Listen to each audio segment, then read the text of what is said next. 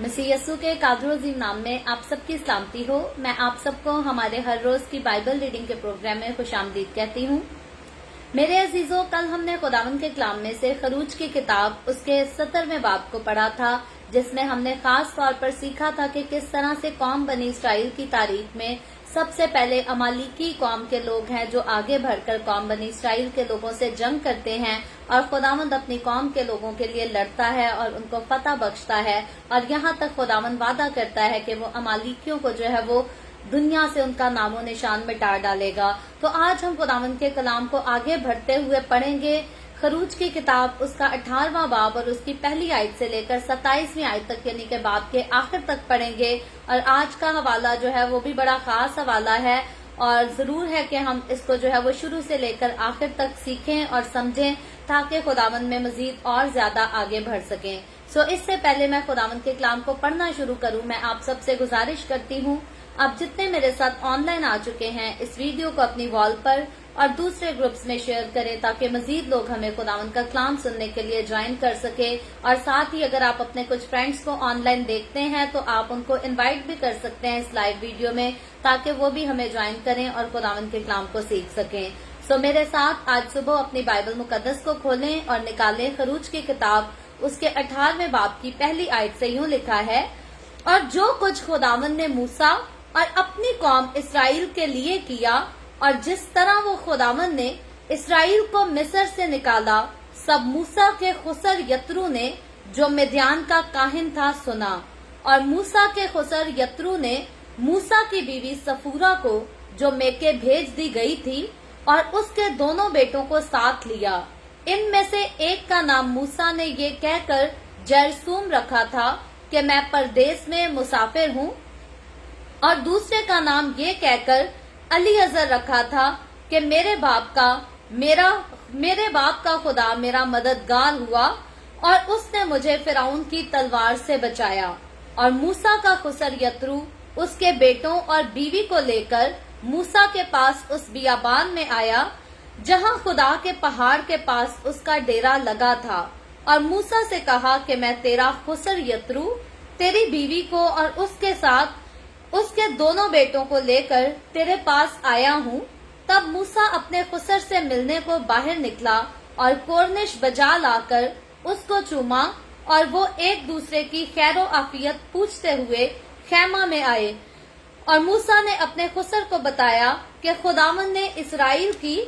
खातिर फिरौन के साथ क्या क्या किया और इन लोगों पर रास्ता में क्या क्या मुसीबतें पड़ी और खुदावंद उनको किस किस तरह बचाता आया। और यत्रू इन सब एहसानों के सबब से जो खुदा ने इसराइल पर किए कि उनको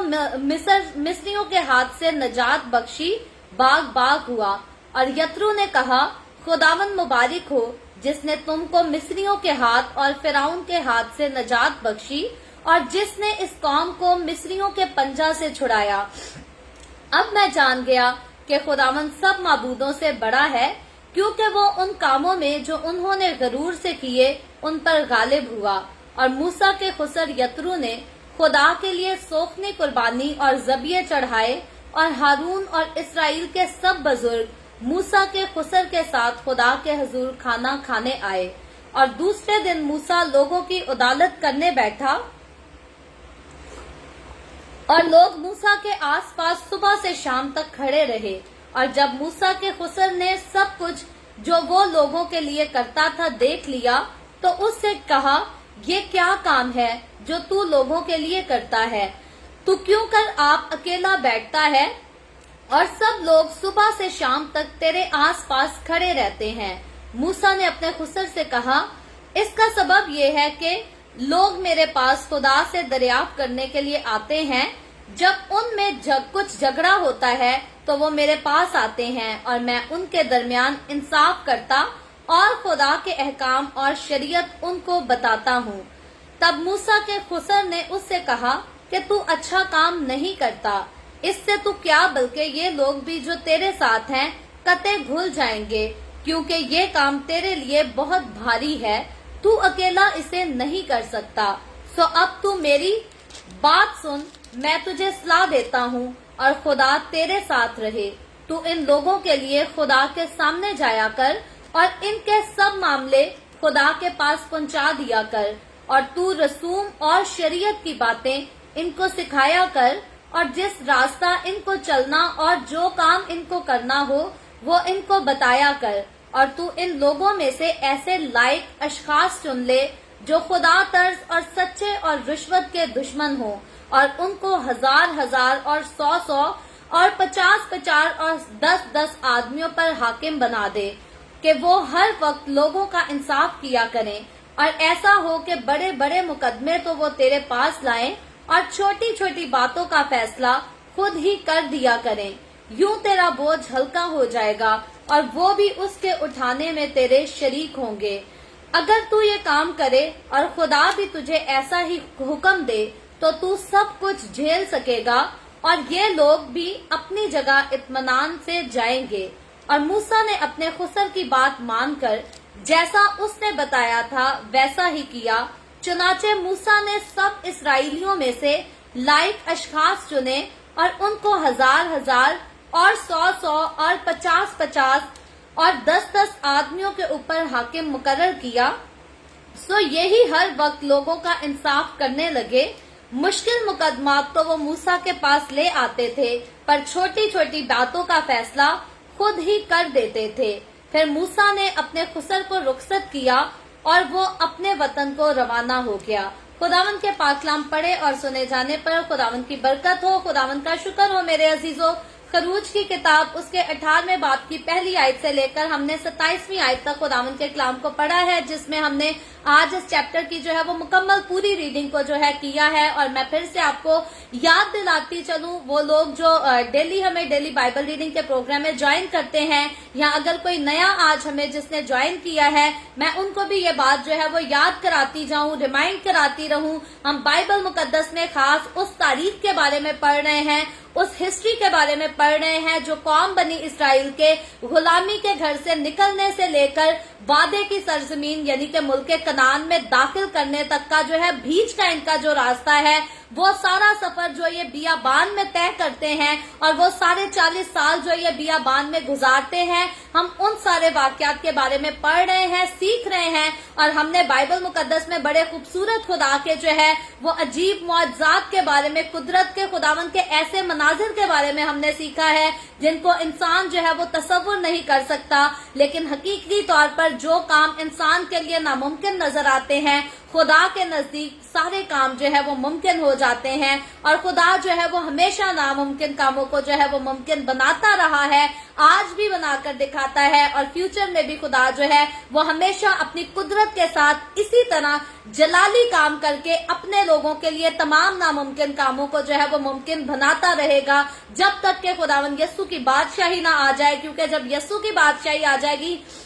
اس کے بعد تو ویسے ہی ساری دنیا جو ہے وہ یسوع کی ہو جائے گی۔ تو آج کے دور میں جب دنیا کے بہت سارے لوگ، آدھے سے زیادہ دنیا کے لوگ جو کہ شیطان کے قبضے میں ہیں، اس دور میں بھی خداوند جو ہے وہ اپنے لوگوں کو بالکل ویسی ہی فیور دیتا ہے جیسا ہم سیکھ رہے ہیں کہ خدا نے قوم بنی اسرائیل کے لوگوں کو مصر کی غلامی کے حالت میں دی، اور اس کے بعد جب خدا ان کو غلامی سے آزاد کر کے چھڑا کر لے آیا تو پھر بیابان میں ان کے خدا نے جس طرح سے فیور دی، کامیابی بخشی، خدا خود جو ہے ان کے ساتھ ساتھ چلتا رہا، خدا ان کو ہر چیز جو ہے وہ پیش کرتا رہا، ان کے لیے فراہم کرتا رہا، تاکہ خدا کے لوگ، خدا کی قوم جو ہے وہ بیابان میں بھی رہ کر مر نہ سکے، تکلیفوں میں نہ رہ سکے، بلکہ خدا جو ہے وہ بیابان میں بھی اپنے لوگوں کو جو ہے وہ سنبھالتا رہا۔ تو ہم نے 70ویں چیپٹر کو کل جب سیکھا تھا تو اس میں ہم نے بڑی خاص جو ہے وہ ایک جنگ کے بارے میں سیکھا تھا، جس میں ہم نے سیکھا یہ تھا کہ امالیکیوں کے ساتھ قوم بنی اسرائیل کی جو جنگ ہوتی ہے، یہ اسرائیل کی تاریخ میں اسرائیل کی جو ہے یہ پہلی جنگ تھی، اور اسرائیل کی پہلی جنگ ہم نے دیکھا کہ تاریخ بیان کرتی ہے کہ اسرائیل جو ہے وہ اس جنگ کو لڑنے کے لائق نہیں تھے۔ اسرائیل کی قوم کے لوگ جو تھے وہ نہایت کمزور تھے، نہ ان کے پاس بڑا اسلحہ تھا اور نہ وہ جنگ لڑنے کے لیے جو ہے وہ ٹرین کیے گئے تھے، بلکہ یہ جو ہے یہ بہت سالوں سے مصر میں غلامی کرتے آئے تھے، اور غلام کے لیے جو ہے وہ آگے آزاد لوگوں کے ساتھ جنگ لڑنا جو ہے یہ بالکل ہی ناممکن کام ہے۔ اور حقیقی طور پر اگر کوئی ٹرینڈ آدمی آ کر کسی ان ٹرینڈ کے ساتھ جنگ کرنا شروع کر دے گا، لڑنا पढ़ना शुरू कर देगा तो हकीकी तौर पर जो अनट्रेंड होगा वो हार ही जाएगा, वो जीत नहीं सकता, वो फतह हासिल नहीं कर सकता, क्योंकि उसके लिए मुमकिन नहीं, उसको जंग के बारे में पता ही नहीं है कि जंग करना कैसे है और जंग को जीतना कैसे है, दुश्मन पर गालिब कैसे आना है। लेकिन हमने ये सीखा कि जब खुदा किसी के साथ खड़ा होता है तो खुदा भी जो है वो ऐसे किसी के साथ खड़ा नहीं हो जाता। असल में खुदा ये चाहता है कि हम खुदा की हजूरी में जो है वो झुके रहें, हम अपने हाथों को खुदा की हजूरी में जो है वो उठाए रहें, उससे मिन्नत करते रहें, उससे फरियाद करते रहें, अपने लिए, अपनी कौम के लिए, अपनी नस्ल के लिए उससे शिफायत करते रहें। और कल हमने बड़े खास तौर पर यह सीखा था कि मूसा जो है वो जब अपनी कौम के लिए शिफायत करता है, अपने हाथों को बुलंद किए रखता है खुदा के सामने, तो खुदा जो है उसकी शिफायत के वसीला से कौम बनी इसराइल को मौजज़ाना तौर पर जो है वो अमालिकियों पर फतह बख्शता है। कौम बनी इसराइल के लोग जो है वो गालिब आ जाते हैं, जबकि इसराइल के लिए गालिब आना बिल्कुल नामुमकिन काम था। लेकिन क्योंकि इनका लीडर, इनका सरबराह जो था वो खुदा के सामने झुका था, उसने अपने हाथों को खुदा की हुजूरी में उठा कर रखा था और इसीलिए खुदा ने अपनी कौम के लोगों को जो है वो फतह बख्श दी। तो मैं और आप जब हम भी अपने हाथों को खुदा की हुजूरी में उठाए रखते हैं, हम अपने लिए, अपनी कौम के लिए, अपने घराने के लिए खुदा से शिफायत करते रहते हैं, तो याद रखें खुदा जो है वो हमेशा हमें भी हमारी मुश्किलात में, जंग में, तकलीफों में, हर चीज में खुदा जो है वो फतह बख्शता है। तो कल का सारा चैप्टर जो है हमने सीखा था, उसका आधा हिस्सा तो हमने 2 दिन पहले पढ़ा था, जिसमें हमने देखा था कि खुदा जो है अपने लोगों को बियाबान में किस तरह से पानी का चश्मा मुहैया करता है, और फिर कल देखा था कि जंग में कौम बनी इसराइल के लोग जो है वो किस तरह से फतह हासिल करते हैं। तो आज जब हमने खरूज की किताब उसके 18वें बाब को पढ़ा, तो इसको हमने शुरू से लेकर आखिर तक पढ़ा, तो इस चैप्टर में हम देखते हैं कि इस चैप्टर का ताल्लुक जो है ये खुद मूसा और उसके खानदान के मामलात के साथ है। इसके अलावा कौम बनी इसराइल की बाकी बातें, सफर, मुश्किलात, सारा कुछ हम पढ़ते आ रहे हैं। लेकिन ये जो एक खास चैप्टर है ये मूसा के खानदान और उसके सारे ताल्लुकात के साथ जो है ये बड़ा मेल मिलाप रखता है और उसी की जो है ये तफसील भी बताता है। तो 18वें चैप्टर की जब हमने पहली आयत पढ़ी तो पहली आयत में यूं लिखा है, मैं बल्कि इसकी पहली, दूसरी, तीसरी आयत पढ़ूंगी, लिखा है, और जो कुछ खुदावन ने मूसा और अपनी कौम इसराइल के लिए किया और जिस तरह से खुदा ने इसराइल को मिस्र से निकाला, और सब मूसा के खुसर यत्रू ने जो मिद्यान का काहिन था सुना, और मूसा के खुसर यत्रू ने मूसा की बीवी सफूरा को जो मेके भेज दी गई थी और उसके दोनों बेटों को साथ लिया। इनमें से एक का नाम मूसा ने ये कहकर जरसूम रखा था कि मैं परदेश में मुसाफिर हूँ, और दूसरे का नाम ये कहकर अलीअजर रखा था कि मेरे बाप का खुदा मेरा मददगार हुआ और उसने मुझे फराउन की तलवार से बचाया। तो यहाँ हम देखते हैं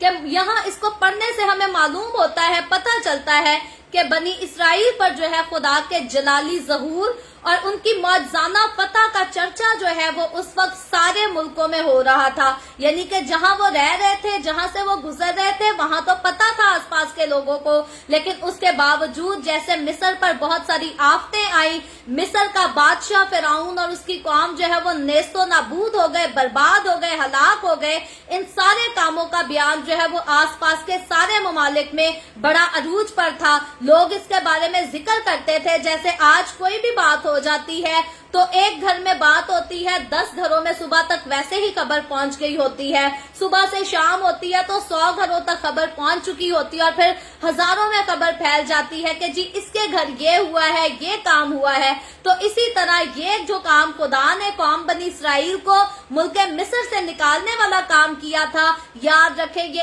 एक किसी के एक घर की बात नहीं थी, बल्कि ये एक पूरे मुल्क की और फिर खुदा की कौम की बातें थी। और ये खुदा की कौम के लोग, इनका शुमार जो है अब ये लाखों में था, क्योंकि हमने पढ़ा, हमने सीखा कि बनी इसराइल जब मिस्र की गुलामी से निकले तो इनकी तादाद औरतों को, बच्चों को, मर्दों को मिलाकर तकरीबन 12 लाख तक इनकी तादाद थी। तो अब ये इतनी ज्यादा तादाद के लोग थे। और फिर मुल्क मिस्र पर जितनी आफतें आई, मुल्क मिस्र का याद रखे किसी एक टाउन का जिक्र नहीं किया गया, एक सिटी का जिक्र नहीं किया गया, बल्कि बाइबल मुकद्दस में जब जिक्र किया है तो पूरे मुल्क का जिक्र किया है। तो मुल्क मिस्र के सारे लोग खुदा के कुदरत के कामों से वाकिफ हो चुके थे, और फिर बनी इसराइल के लोग जिनका शुमार लाखों में से था, जिनकी तादाद 10 लाख लोगों से भी ज्यादा थी, जब इनके दरमियान ऐसे वाकयात हुए तो उसका चर्चा जो है वो गली गली था, शहर शहर था, और मैं सिर्फ शहर शहर नहीं कहूंगी बल्कि आम दूसरे मुल्कों में भी इसका जो चर्चा था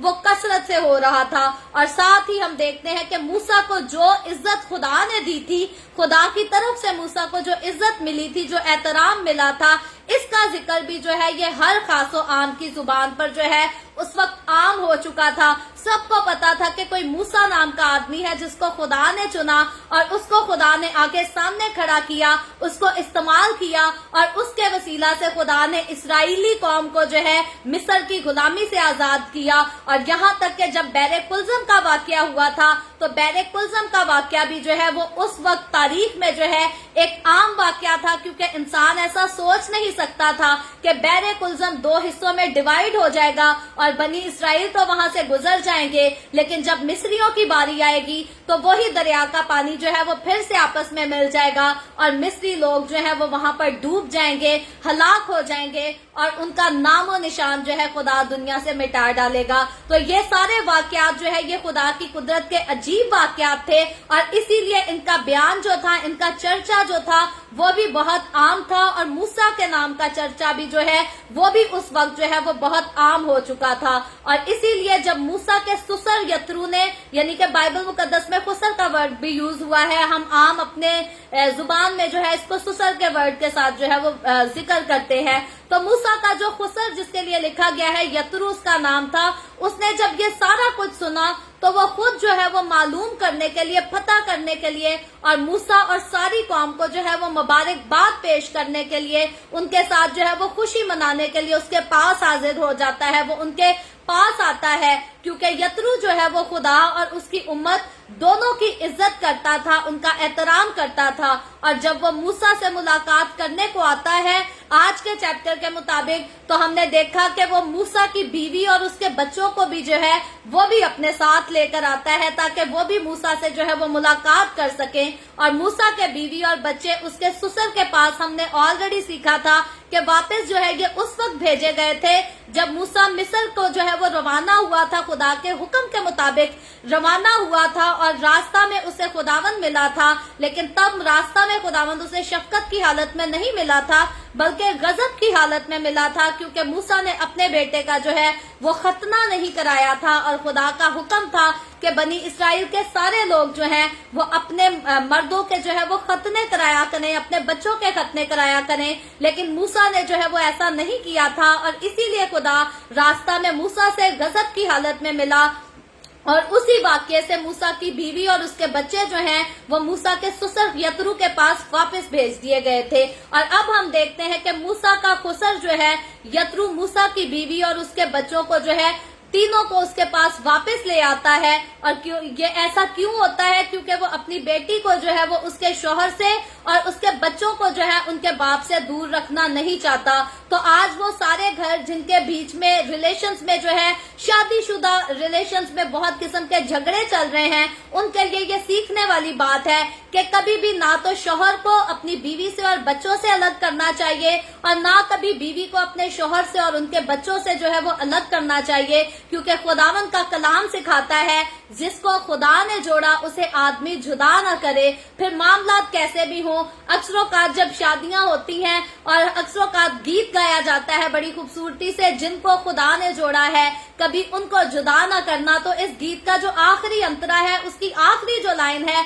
बड़ी खूबसूरत लाइन है, जिसमें हम गाते हैं हमेशा कि झूठी सच्ची बातों से कभी इनको जुदा ना करना। यानी कि अगर कोई सच्ची बात भी है या झूठी भी बात है, कोई भी ऐसी बात जो इन दोनों को आपस में जुदा कर सकती है वो इनके सामने नहीं करनी चाहिए। लेकिन बड़े अफसोस से कहना पड़ता है कि आज हमारे माशरे में बहुत सारे ज्यादातर रिश्ते शादियां इसीलिए टूटती हैं क्योंकि शौहरों को तो उसके घर वाले जो है वो उनकी बीवी के खिलाफ भड़काना शुरू रहते हैं, भड़काते रहते हैं, और बीवियों को जो है वो उनके शौहरों के खिलाफ भड़काया जाता है ताकि शोहर और बीवी का जो है वो आपस में मिलाप ना रह सके, वो एक दूसरे से प्यार ना कर सके। क्योंकि माएं जब अपने बेटों को ब्याह देती हैं तो उनको फिक्र रहती है कि जी अब मेरा बेटा जो है वो बीवी की कहीं ताबेदारी ना करना शुरू हो जाए। तो यही एक खास वजह होती है कि माँ अपने बेटे को जो है वो हमेशा अपनी बहू के जो है वो खिलाफ करती रहती है। और कई बार औरत की तरफ से भी ऐसा ही होता है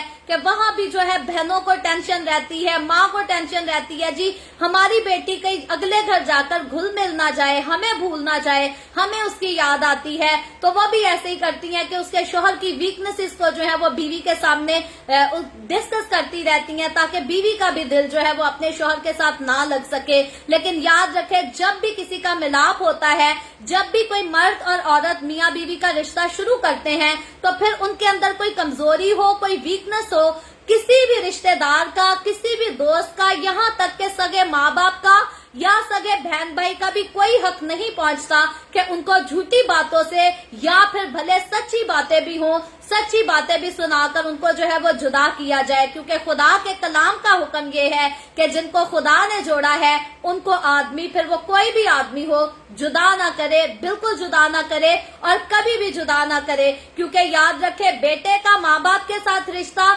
सिर्फ तब तक का है, रिश्ता तो मौत तक रहता है, लेकिन पाबंदी की जब बात आती है वो तब तक की है जब तक बेटा अपनी अज़दवाजी जिंदगी नहीं शुरू करता, जब तक बेटा अपनी खानदानी जिंदगी नहीं शुरू करता। और बेटी का रिश्ता अपने माँ बाप से तब तक का होता है, वफादारी का रिश्ता, जब तक वो अपने शोहर के साथ नहीं चली जाती। तो रिश्ता तो हमेशा कायम रहता है, लेकिन जब वफादारी और फर्माबरदारी की बात आती है, तो जब मर्द और औरत आपस में मिलाप करते हैं, जब वो अपने घर को आबाद करते हैं, तो तब उनके लिए लाजिम हो जाता है कि वो दूसरे रिश्तों को जो है वो अपनी जगह पर इज्जत तो दे, लेकिन हर एक से बढ़कर जो है वो अपने आप को, एक दूसरे को इज्जत दें, एक दूसरे को अहमियत दें। और जब भी कोई शौहर जो है वो अपनी बीवी से ज्यादा किसी दूसरे को अहमियत देता है तो घर हमेशा टूट जाता है या घर में हमेशा लड़ाई झगड़ा रहता है। और इसी तरह अगर बीवी अपने शौहर को छोड़कर किसी दूसरे को ज्यादा अहमियत देती है, इज्जत देती है, तो तब भी या तो घर में लड़ाई झगड़ा रहता है और या वो घर जो है वो टूट जाता है। तो इसीलिए बाइबल मुकद्दस का फैसला ये है, खुदा का फैसला ये है कि जब मर्द और औरत आपस में शादी करते हैं, अपनी अज़दवाजी जिंदगी शुरू करते हैं, तो उनके बीच में अपनों का, बेगानों का, किसी का भी जो है, किसी किस्म का भी कोई इंटरफेयर नहीं होना चाहिए, ताकि वो अपने फैसले अपनी मर्जी से ले सके, अपने घर को अपनी मर्जी से चला सके। क्योंकि मर्द जो है वो अपने घर का सरबराह होता है और औरत जो होती है वो उस सरबराह की रहनुमाई में रहकर जो है वो अपने घर को चलाती है। और जब इस सरबराह के ऊपर कोई और सरबराह आकर बैठ जाता है तो फिर ये सरबराह जो है ये अपनी मर्जी के साथ, अपनी हिकमत के साथ जो है अपने घर को नहीं चला पाता। तो इसीलिए सबसे पहले हमें सीखने की बात यह है कि जब कोई इस लायक हो गया है कि वो शादी के बंधन में बंध सके, तो अब उसे इस लायक भी होना चाहिए कि वो अपने फैसले, अपनी बीवी के फैसले और अपने बच्चों के फैसले जो है वो खुद कर सके। और अगर कोई इस लायक नहीं कि वो अपने फैसले, अपनी बीवी के फैसले, अपने बच्चों के फैसले अपने ओन पर ले सके, तो याद रखे वो मर्द जो है वो शादी के भी लायक नहीं। इसीलिए मर्द को शादी करने से पहले ये बात सोच लेनी चाहिए, समझ लेनी चाहिए कि क्या मैं शादी के लायक हूँ भी या नहीं। तो शादी जो है वो बड़ी पाक रस्म है, बड़ा पाक रिलेशनशिप है। तो इसको पाक रखने के लिए, इसको साफ रखने के लिए जरूरी यह है कि शौहर और बीवी जो है वो एक दूसरे से जुड़े रहें, एक दूसरे के साथ मिले रहें। और बाइबल मुकद्दस जैसा कहती है कि वो एक तन होंगे, तो उनको एक तन, एक मन और एक धन भी होना चाहिए। उनकी दौलत भी एक होनी चाहिए, उनका दिल भी एक होना चाहिए, उनका जिस्म भी एक होना चाहिए, उनका ज़मीर भी एक होना चाहिए। और जब ये सारा कुछ एक होगा तो फिर उनके जो है वो फैसले भी एक ही हो जाएंगे। तो यहाँ हम देखते हैं कि खुदा की नजर में ये बात जो है ये बहुत ज्यादा जरूरी थी, ये लाजिम था कि मूसा का खानदान जो है उसके साथ रहे, उसके साथ शराकत करे, ताकि मूसा जो है वो खुदा की कलीसिया पर हुक्मरानी करते हुए, जैसे मैंने पहले कहा कि मर्द जो है वो अपने खानदान का, अपनी फैमिली का जो है वो सरबराह होता है, हुक्मरान होता है। तो खुदा की नजर में भी जरूरी था कि इससे पहले कि मूसा खुदा की कलीसिया पर हुक्मरानी करे, वो साथ ही अपने खानदानी अमूर के इंतजामात में भी जो है वो एक अच्छा नमूना पेश करे। तो खादिम को भी हमेशा چاہیے اور عام آدمی کو بھی ہمیشہ چاہیے کہ پہلے وہ اپنے گھر کا ٹھیک سے بندوبست کرے اور بعد میں باہر دوسرے رشتوں کے ساتھ جو ہے جا کر پیار محبت اور ہمدردی جتا سکے. حالانکہ بہت زیادہ جو ہے وہ زیادہ تر ایسا نہیں ہوتا. بعضوں کا مردوں کی عادت ہوتی ہے باہر بہن بھائیوں کے بچوں کے ساتھ, بہن بھائیوں کے جو ہے لائف پارٹنر کے ساتھ تو ہمدردی بھی جتاتے ہیں, پیار بھی جتاتے ہیں, لیکن جب اپنی بیوی کی بات آتی ہے تو اپنی بیوی پر ان کو جو ہے وہ غصہ کرنا, چیخنا چلانا اور رلانا ہی پسند کرتے ہیں. تو یاد رکھیں, مرد کے لیے ضروری ہے کہ سب سے پہلے وہ اپنی بیوی, اپنے بچوں کی فکر کرے, ان سے پیار کرے, بعد میں جا کر دوسروں سے پیار کا اور ہمدردیوں کا جو ہے وہ اظہار کرے. کیونکہ خدا کا کلام یہ نہیں کہتا کہ باقیوں کے ساتھ جو ہے وہ دشمنی کر لینی ہے یا باقیوں کے ساتھ جھگڑے کر لینا ہے, لیکن خداوند کا کلام کہتا ہے کہ مرد کے لیے سب سے پہلے اس کی بیوی, اس کے اپنے بچے ہیں, اور باقی سارے رشتے, باقی ساری ذمہ داریاں جو ہے وہ بہت ہی بعد میں آتی ہیں. تو یہاں ہم دیکھتے ہیں کہ موسیٰ کو جو ہے وہ بڑی عزت حاصل ہونے کے ساتھ, یہ عزت جو موسیٰ کو حاصل تھی یہ خدا کے طرف سے حاصل تھی. تو خدا کی طرف سے جو کچھ اس کو عزت حاصل تھی اس کے ساتھ جو ہے وہ بڑی ذمہ داری بھی موسیٰ کو آگے چل کر جو ہے نبھانی تھی, ایک قوم کو آگے لے کر چلنا تھا. اور اسی لیے یہ مناسب تھا کہ دونوں میں جو ہے وہ شریک ہونے کے لیے موسیٰ جو ہے وہ اس کی بیوی جو ہے اس کے ساتھ رہ سکے, اس کے ساتھ شرکت میں رہ سکے, اس کی مددگار, جیسے خدا نے عورت کو مرد کی مددگار بنایا ہے, ٹھہرایا ہے, تو اسی لیے موسیٰ کے لیے لازم تھا کہ اس کی مددگار جو ہے اس کے ساتھ کھڑی ہو سکے, اس کے ساتھ چل سکے. اور آگے بڑھ کر جب ہم تیسری اور چوتھی آیت میں ہم نے موسیٰ کے دونوں بیٹوں کے تعلق سے دیکھا, تو موسیٰ کے بیٹوں کا تعلق جو ہے یہاں پر اس کے بیٹوں کے نام جو ہیں وہ معنی کے ساتھ اس چیپٹر میں تیسری اور چوتھی آیت میں جو ہے ان کو بڑی اہمیت دی گئی ہے. جن میں سے بڑے بیٹے کا نام جو ہے وہ جیرسوم ہے, جس کے بارے میں ہم پاس میں بھی جو ہے وہ پڑھ چکے ہیں, اور جیرسوم کا مطلب ہے پردیسی. آج کے حوالے میں تیسری آیت میں جو ہے وہ جیرسوم کا ذکر ہے, چوتھی آیت میں جو ہے وہ دوسرے بیٹے کا ذکر ہے. تو جیرسوم کا مطلب تو جو ہے وہ پیلوٹے بیٹے کا جو نام ہے اس کا مطلب ہے پردیسی, اور پھر دوسرے کا نام جو ہے وہ علی ازر ہے, جس کا مطلب ہے کہ میرا خدا جو ہے وہ میرا مددگار ہے, میرا خدا جو ہے وہ میری مدد ہے. تو ان کاموں سے جو ہے وہ پاس میں ہم نے دیکھا کہ پاس میں فرعون کے ہاتھ سے اس کی رہائی کی طرف جو ہے ان کاموں سے, ان ناموں کے مطلب سے جو ہے وہ اشارہ کیا گیا ہے, لیکن ساتھ ہی اس میں جو ہے وہ فیوچر کی طرف بھی اشارہ ہے, اور اسی لیے اس کا دوبارہ جو ہے وہ ذکر بھی کیا گیا ہے. نام اور اس کے مطلب بھی جو ہے شامل کیے گئے ہیں, کیونکہ یہ حوالہ جو ہے یہ فیوچر کی طرف بھی اشارہ کرتا ہے کہ خداوند میری مدد ہے اور وہ مجھے فرعون کی تلوار سے بچائے گا. تو بے شک ہم دیکھتے ہیں, ہم نے سیکھا ہے, بڑی تفصیل سے اس بارے میں پڑھا ہے کہ خدا نے جو ہے وہ موسیٰ کو بچایا, فرعون کی تلوار سے بچایا, اس کو سنبھالا, اس کو پردیس میں بھی اس کے ساتھ رہا. اور اب جب موسیٰ جو ہے وہ بیابان میں سفر کرتا ہے تو تب بھی خدا اپنے بندہ موسیٰ کا اور پوری بنی اسرائیل کا جو ہے وہ محافظ ہوتا ہے. تو آگے چل کر جب ہم 5ویں آیت دیکھتے ہیں تو لکھا ہے, اور موسیٰ کا خسر یترو اس کے بیٹوں اور بیوی کو لے کر موسیٰ کے پاس اس بیابان میں آیا جہاں خدا کے پہاڑ کے پاس اس کا ڈیرا لگا تھا, اور موسیٰ سے کہا کہ میں تیرا خسر یترو تیری بیوی کو اور اس کے ساتھ اس کے دونوں بیٹوں کو لے کر تیرے پاس آیا ہوں. تو موسیٰ کا خسر جو ہے اس کے پاس آیا, اس کے بارے میں ہم نے پہلے بھی بات کی. 7ویں آیت میں ہم دیکھتے ہیں کہ جب آتا ہے یہ اس کے ساتھ موسیٰ کے ساتھ ملاقات کرتا ہے تو لکھا ہے, تب موسیٰ اپنے خسر کو ملنے باہر نکلا اور کورنیش بجا لا کر اس کو چوما, اور وہ ایک دوسرے کی خیر و عافیت پوچھتے ہوئے خیمہ میں آئے. تو اب ہم دیکھتے ہیں کہ موسیٰ کے پاس جو ہے وہ بہت عزت ہے, موسیٰ اپنا ایک نام, ایک مقام جو ہے وہ کما چکا ہے, اس کی ایک خاص حیثیت ہے, لیکن اس ساری حیثیت کو اپنے پاس رکھنے کے باوجود موسیٰ جو ہے وہ بڑوں کی عزت کرنا نہیں بھولا. آج بہت سارے ایسے لیڈرز ہیں جب وہ نام کما لیتے ہیں, جب وہ شہرت کما لیتے ہیں تو بڑوں کی عزت کرنا جو ہے وہ نہیں پسند کرتے, رشتوں کا احترام جو ہے وہ بھول جاتے ہیں. لیکن بائبل مقدس میں ہم جتنی عظیم ہستیوں کے بارے میں دیکھیں گے, پڑھیں گے, पहले भी देखते आए हैं, आइंदा भी पढ़ेंगे, तो ये बाइबल मुकद्दस में जितनी अजीम हस्तियों का जो है जिक्र बयान किया गया है, ये सारी हस्तियां जो है ये अपना मुकाम पाने के बावजूद, इज्जत पाने के बावजूद जो है ये अपने बड़ों का और अपने खास रिश्तों का जो है ये बहुत ही खास तौर पर जो है ये एहतराम करते थे। और इसीलिए मूसा अब बड़ी इज्जत वाला शख्स था, लेकिन अपने ससुर की इज्जत करना वो नहीं भूला था। मूसा ने हरगिज इस बात को नहीं चाहा कि मेरा ससुर जो है वो डायरेक्ट मुझसे मिलने आए और मेरे साथ सलाम करे। मूसा इससे पहले कि उसका ससुर अंदर आता,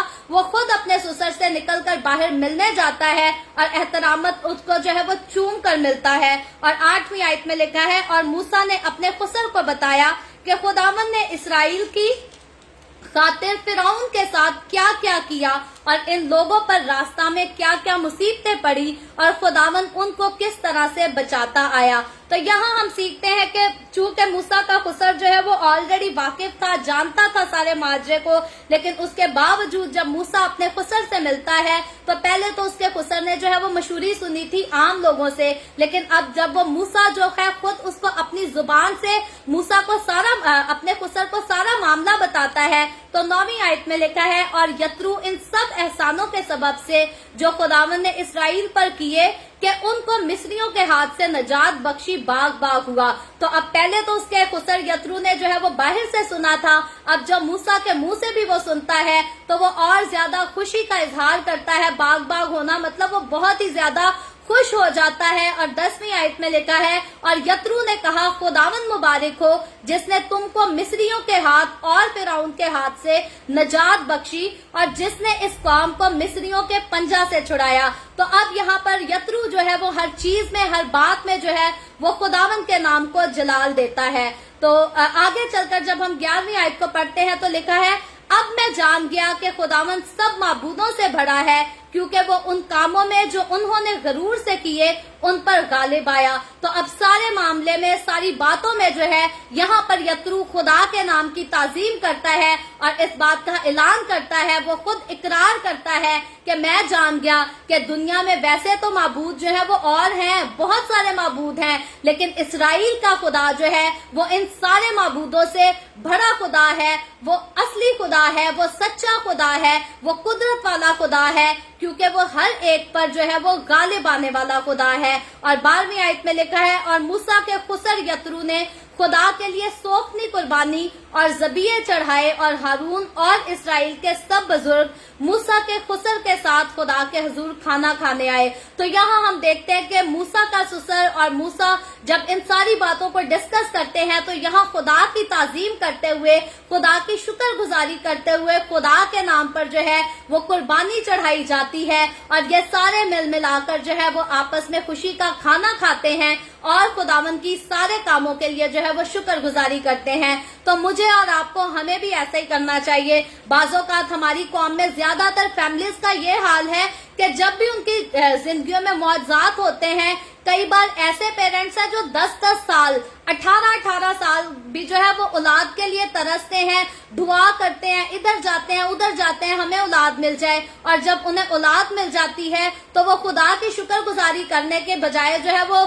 फिर वही फिल्मी गाने चलाकर और गलत किस्म की महफिलें सजाकर, शराबें पी पी कर जो है वो जश्न मनाते हैं कि हमारे घर में औलाद आ गई है। लेकिन याद रखें, खुदा के लोग होते हुए जब भी हमारे घर में कोई खुशी होती है या गम होता है, हमें खुदावन की शुक्रगुजारी करनी चाहिए, खुदावन की तारीफ करनी चाहिए और उसी की ताजीम करनी चाहिए, ना कि हम दुनिया की रंग रलियां मनाते हुए जो है वो शैतानी काम, तारीकी के काम करते रहे। क्योंकि नाच रंग, शराब नोशी, ये सारा कुछ जो है ये तारीकी के काम है और ये तारीकी के काम जो है ये हमेशा गुनाह को हमारी जिंदगी में और ज्यादा मजबूत कर देते हैं। और फिर जब गुनाह मजबूत होता है तो ईमान में हम लोग जो है वो कमजोर होना शुरू होते हैं। तो इसीलिए सारी महफिलों में, सारी खुशियों में, सारे गमों में खुदा को शरीक करना जरूरी है और तारीकी के कामों को अपने घरों से, अपनी जिंदगियों से जो है वो दूर करने की जरूरत है। तो आगे चलकर जब हम खरूज की किताब इसके 18वें बाब की 13वीं आयत से लेकर 27वीं आयत तक खुदावंद के कलाम को पढ़ते हैं तो यहाँ पर जो है वो एक और खास मौका जो है वो बयान किया गया है। मैं इसको शॉर्ट में इसकी समरी को जो है वो पेश करूंगी क्योंकि हमने ऑलरेडी रीडिंग की थी और मैं जिस जगह पर इस टाइम बैठकर बाइबल रीडिंग कर रही हूँ यहाँ पर बहुत ज्यादा गर्मी है और मुझे पसीना बहकर जो है वो काफी मुझे मुश्किल हो रहा है बोलने में। तो मैं छोटा सा शॉर्ट समरी इसकी पेश करूंगी कि यहाँ पर वाकया ऐसा है कि मूसा जो है वो अक़वाम बनी इस्राइल के लोगों की अदालत करने के लिए बैठता है और सारे लोग जो है वो इंसाफ के लिए मूसा के पास आकर इकट्ठे हुआ करते थे। इससे पहले के दूसरे ग्रुप्स बनाया करते जाते, काजियों को मुकर्रर किया जाता कि वो डिफरेंट अपने अपने कबीलों में इंसाफ किया करें। सिलसिला ऐसा था कि मूसा जब बियाबान में अपनी कौम के साथ था, उनका लीडर था, तो मूसा जो है वो अकेला ही उनकी जो है वो अदालत किया करता था, उनका इंसाफ किया करता था। लेकिन जब मूसा का खुसर यत्रू देखता है कि मूसा अकेले ने जो है वो इतनी बड़ी कौम का, जो कि लाखों की तादाद में जिनका शुमार था, उनका सारा इंतजाम मूसा ने अकेले ने अपने हाथ में लिया है, तो वो यकीनी तौर पर इस बात को फील करता है कि इतना काम, इतनी जिम्मेदारी मूसा अकेले के लिए उठाना और निभाना जो है ये बहुत मुश्किल है। और मूसा का खुसर यत्रू जो है वो मूसा को गाइड करता है, उसको समझाता है कि बजाय इसके कि तू सारी कौम का बोझ अकेला उठाए, दूसरे लोगों को भी चुन, उनको भी जिम्मेदारियां दे, ताकि हर कबीले में से जो है वो काजी चुने जाएं और अपनी कौम का जो है वो इंसाफ किया करे, अपने घरानों का इंसाफ किया करे। और अगर कोई बड़ा मामला हो तो वो मूसा के पास लाया जाए, लेकिन अगर कोई छोटा मामला हो तो वो आपस में ही जो है वो उसको सॉल्व कर लिए जाए। तो ये सारी जो है नसीहत मूसा का खुसर यत्रू उसको करता है। और मूसा के बारे में जैसे पहले हमने देखा कि मूसा जो है वो एक अच्छा आदमी था जिसको खुदा ने इज्जत भी दी, मुकाम भी दिया, और उस इज्जत और मुकाम को हासिल करने के बाद भी जो है मूसा अपने बड़ों की, अपने रिश्तों की जो है वो इज्जत करना नहीं भूलता। तो यहाँ पर मूसा जो है वो बड़ी इज्जत के साथ, बड़े एहतराम के साथ अपने खुसर की जो है वो बात मानता है, उस पर तवज्जो देता है और जैसा वो उसको कहता है वो वैसा ही करता है। इसराइल के लोगों में वो जो है वो जिम्मेदारियों को, रिस्पॉन्सिबिलिटीज को जो है वो दूसरों में भी जो है वो बांट देता है, ताकि हर कोई जो है, हर कबीले में से ऐसे लोग हों जो अपने घरानों का, उनके कामों का जो है वो इंसाफ किया करें, उनके मामलात को जो है वो सॉल्व किया करें,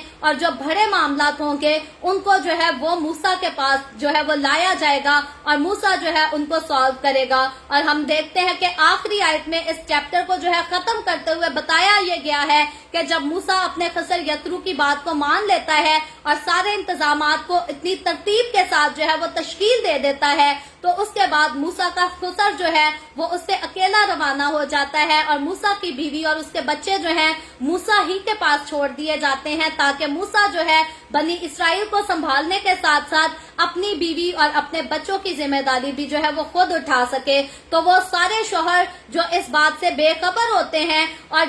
बिना टेंशन के अपनी जिंदगी गुजारते हैं कि मेरी बीवी और मेरे बच्चों की जिम्मेदारी किसी और ने उठाई है तो बड़ी अच्छी बात है, मैं आराम से अपनी जिंदगी गुजार सकता हूँ। याद रखे, कलाम मुकद्दस आज उनको नसीहत करता है कि अपनी बीवी, अपने बच्चों की जिम्मेदारी जो है निभाना, उठाना मर्द का अपना काम है, ना कि मर्द अपनी बीवी और बच्चों की जिम्मेदारियां दूसरों के हाथ में सौंप कर खुद अच्छी जिंदगी गुजारता रहे या किसी अच्छे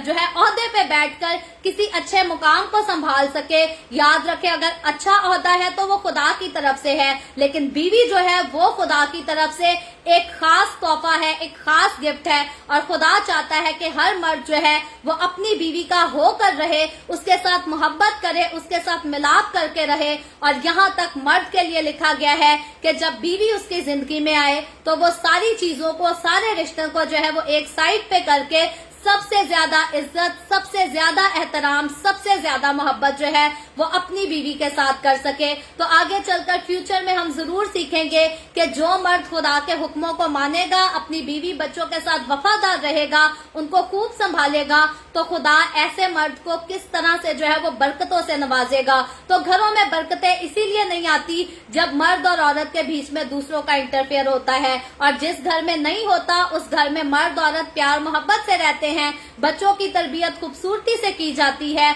तो खुदा की बरकतें जो है वो ऐसे घरानों पर हमेशा रहती हैं। तो मूसा को भी जो है इसीलिए कौम की जिम्मेदारी के साथ साथ बीवी और उसके बच्चों की जिम्मेदारी भी जरूर सौंपी गई। खुदा ने हरगिज मूसा को यह हुक्म नहीं दिया कि तूने इस्राएली कौम को संभालना है तो बीवी और बच्चे को तुझे अपनी जिंदगी में रखने की कोई जरूरत नहीं या तुझ पर उनकी कोई रिस्पॉन्सिबिलिटी नहीं बनती, बल्कि खुदा ने यही चाहा कि मूसा जो है वो बनी इसराइल की भी रहनुमाई करे और अपनी बीवी और अपने बच्चों के सर पर भी जो है वो सरबराह रहे। सो खुदावंद आज के कलाम के वसीला से मुझे और आपको हम सबको बरकत बख्शे। अभी हम दुआ करेंगे और इससे पहले मैं दुआ करूं आप सबसे गुजारिश करूंगी कि आपके पास कोई भी प्रेयर रिक्वेस्ट है तो आप नीचे कमेंट में लिख सकते हैं।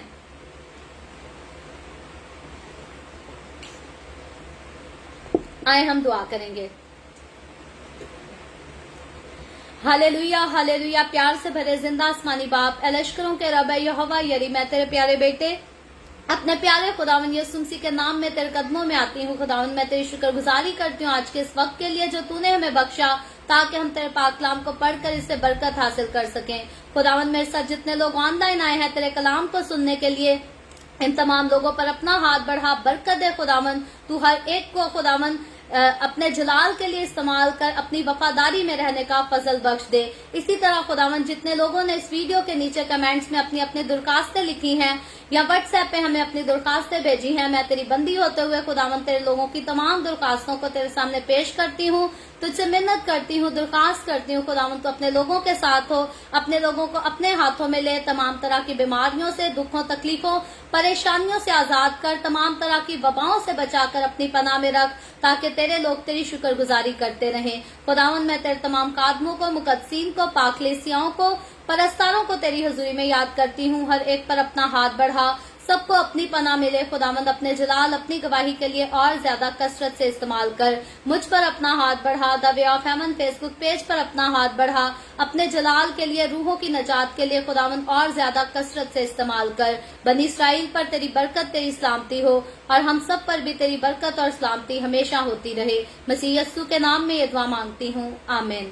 खुदावंद की सिखाई हुई दुआ में शरीक होंगे। आए हमारे बाप तू जो आसमान पर है, तेरा नाम पाक माना जाए, तेरी बादशाही आए, तेरी मर्जी जैसे आसमान पर पूरी होती है जमीन पर भी हो। हमारे रोज की रोटी आज हमें दे, जिस तरह हम अपने कर्जदारों को माफ करते हैं तू भी हमारे कर्ज हमें माफ कर। हमें आजमाइश में ना पड़ने दे बल्कि बुराई से बचा, क्योंकि बादशाही, कुदरत और जलाल हमेशा तेरे ही हैं, आमीन आमीन। खुदावंद आप सबको बरकत दे। मेरे साथ हर रोज ऑनलाइन आकर खुदावंद के कलाम को सुनने के लिए आप सबका बहुत ज्यादा शुक्रिया। इस कलाम को जगह जगह शेयर करते रहें ताकि हम सबके वसीला से अंजील की मनादी कसरत से हो सके, आमीन।